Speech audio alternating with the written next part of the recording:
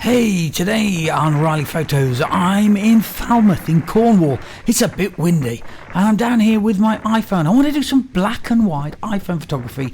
You know, when you get windy and grey and rainy days, black and white can look fantastic. And straight away, look at the rain falling out there. That is spectacular. What a rain cell. Can you see it out there?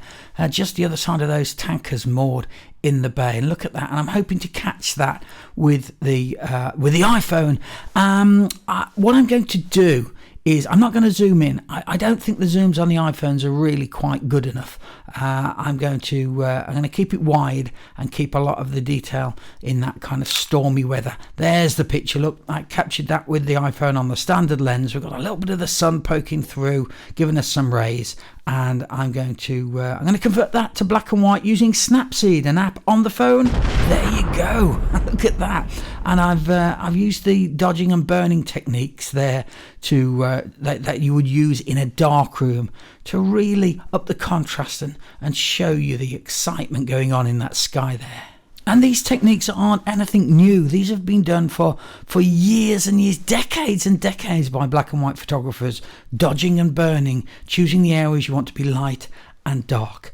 And I'm also looking at this picture here, and this is a wider shot. And what I'm going to do with this one is not use Snapseed, but use Photoshop. There we go. We popped it into Photoshop. And I'm going to talk through how I'm going to edit the black and white. And first of all, I'm going to adjust and down to HDR toning. And you can just use these sliders, the highlights and the shadows and the detail and brightness and exposure and saturation, and get them to how you want the feel of the picture to look like. Now I'm doing the levels, and now the beauty of Photoshop means I can cut out the sky look, feather the selection, and start working separately on the sky to the rest of the picture.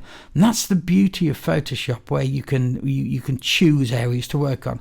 I've got the dodging tool now, and I'm making selective areas lighter. Look, I'm going around. Now I've speeded this up so that you can see what's going on. It's not in real time, but you can see now I'm using the burning technique. And what am I doing here now? I'm going to find the filter gallery up here, because I want to put some grain in. This is going to be a black and white picture in the end, so I'm going to simulate some film grain to make it look as though it was taken on film stock. And I'm going to get my dodge tool, and I'm going to start highlighting the areas I want the light to fall on. Look, particularly down across here where this light is spilling. I think it needs to be a wider shot. I really like that letterbox feel on black and whites. There we go. I'm desaturated it now and taking all the colour out, and I want to get that stormy sky going again. So here we go with the highlights. I'm dodging, making lighter areas, and I'm really picking up the sun and the surf there, and now burning. Big wide tool, get it even wider, look, and burning that storm back in again. It's beautiful, isn't it? How you can, it's what your eye sees, but the camera doesn't always pick it up. But I'm happy with that. Put a little border on it and center it. Give it, make it look as though it's a white print. Look on a piece of paper, and there you go. That is the finished picture. And let's take a look at it.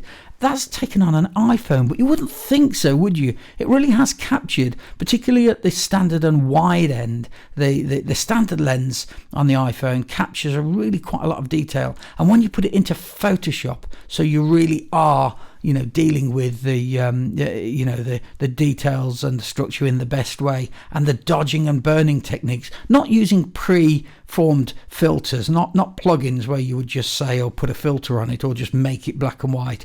We've really worked this picture. Look at that sunlight in the background, bursting through that really dark cloud. And look at the rain back there. Can you see, falling? I really like that picture. It really, really works for me. I'm pleased with it. And that really is the best thing about photography, isn't it? It's for everyone. We took that picture with just an iPhone, something most people have in their pockets. Well, not an iPhone, but a smartphone.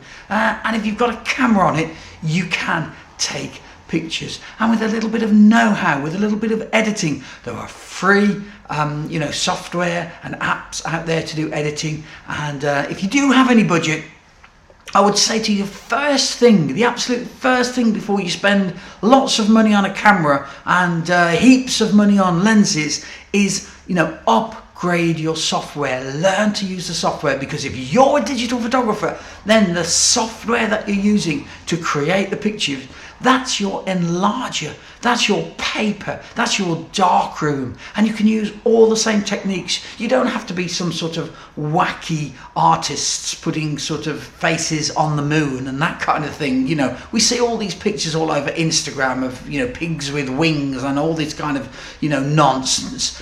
You can use the techniques in the way that master photographers have used, you know, darkroom techniques and lighting techniques, you know, forever and a day really. And you can use those same skills within you know, the software, you know, inputting grain. We're not using film, but we can make the picture look like we are. You know, not exactly the same, but pretty close. We can up the contrast as though we were taking pictures with a very contrasty lens, or we can soften it to make it look like we're using a portrait lens. There's so much we can do, and it's right at your fingertips if you've got good software and you actually can be bothered to learn how to use it.